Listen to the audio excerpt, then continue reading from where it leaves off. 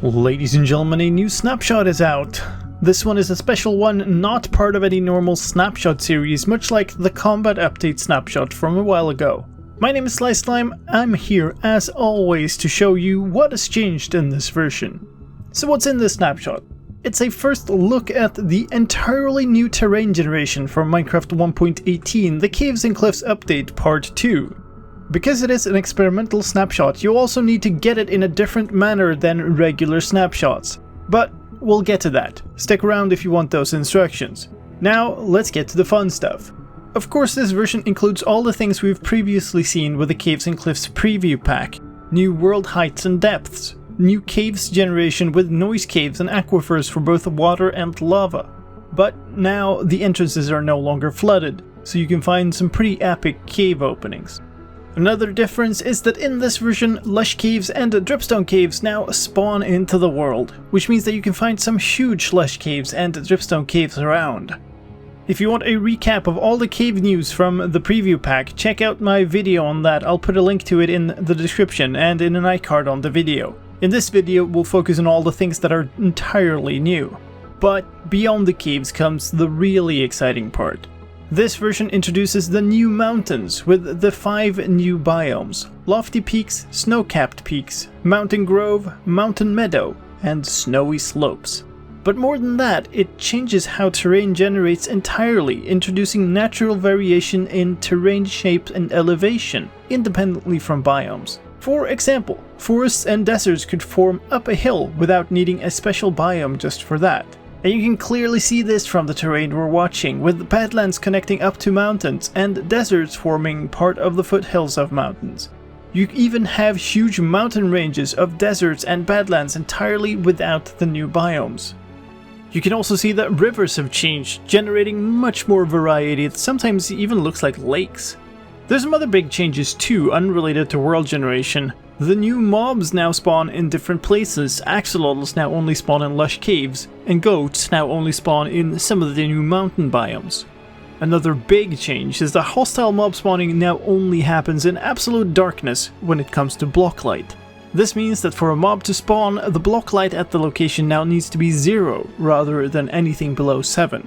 So with that said, let's talk about what this snapshot is. It is an experimental snapshot, which means that it is completely incompatible with the normal line of development. You won't be able to open an old world in this snapshot, and worlds generated in this snapshot are not supported by the normal versions. That doesn't mean that Minecraft 1.18 won't support opening of old worlds once it's released, it only means that this particular snapshot doesn't. So go ahead and make a new world, and try this snapshot out. Mojang is looking for feedback on all the things in here, and note especially that it is all experimental and subject to change. All the changes in this version could end up being changed again, or even reverted.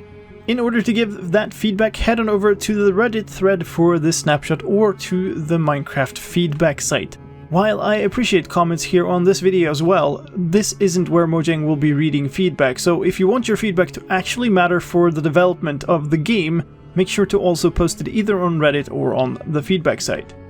One more thing to note is that the technical implementation of things in this snapshot are not representative of how things are going to work. Among other things, this means that performance in the snapshot is going to be much worse than what you would normally expect. Another aspect of that is that the bug tracker is not used for this snapshot. Now, with all that said, how do you get this snapshot and take it for a spin? Well, like I mentioned before, it is a separate process and it needs a bit of manual installation. The first thing that you will want to do is close down any instances of the game and the Minecraft launcher you have running. Then you'll need to download a file. You can get that from the official post, but for convenience I'll also link it in the video description.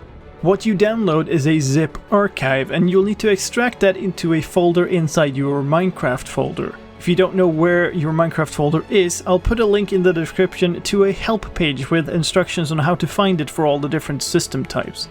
Anyway, once you've found your Minecraft folder, find the folder called versions inside it, and extract the contents of the archive you downloaded there.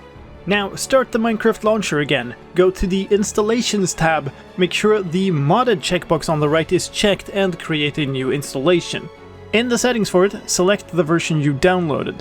If everything worked out, you should be able to find it near the top with a name starting with pending.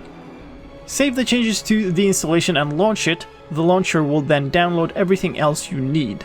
And enjoy the brand new experimental worlds. And with that, there's one last piece of news in this post, and that is about the 1.18 snapshots. I keep getting questions about when 1.18 snapshots will start, and here's the answer. Regular 1.18 snapshots will likely start around September. So that's it, a huge change to Minecraft world generation is coming your way. Go explore. And that's it for this time. Thank you for watching to the end of the video. If you want to help out the video and my channel, please consider interacting with the video somehow. Likes, comments and shares all help out in getting YouTube to show the video to people, so I do appreciate it. If you're interested in all the changes to Minecraft Java Edition, then please also consider subscribing to the channel. I make update videos for every new snapshot, pre-release, release candidate and full release of the game. And if you do, don't forget to also hit the bell icon to get notified when new videos are out.